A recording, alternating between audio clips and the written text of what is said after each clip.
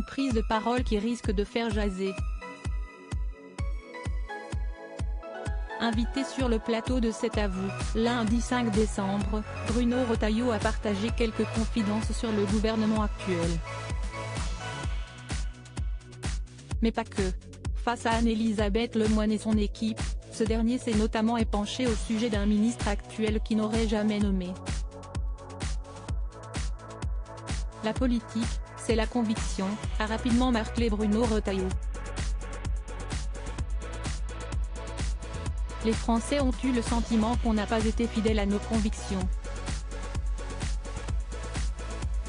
À cela, le candidat à la présidence des Républicains a ensuite précisé qu'il n'avait aucunement les mêmes convictions que celles d'Emmanuel Macron.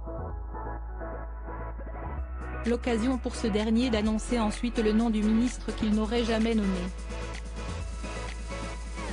Par exemple, je n'aurais jamais nommé M. Pape Ndiaye comme ministre de l'Éducation nationale, a-t-il fait savoir ensuite. Car d'après lui, le ministre de l'Éducation nationale aurait une obsession raciale et serait un wokiste de salon. C'est une faute de l'avoir nommé à ce poste, a ensuite ajouté le Républicain. Supérieur à Elisabeth Borne, Bruno Le Maire.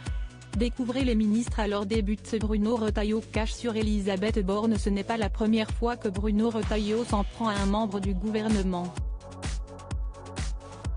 Pour preuve, en juillet dernier, ce dernier ne s'était pas privé de critiquer les propos de la première ministre. Alors qu'Elisabeth Borne venait tout juste d'appeler les membres de la Chambre haute du Parlement à faire preuve d'esprit de responsabilité, l'homme politique s'était montré plus qu'agacé par cette prise de parole.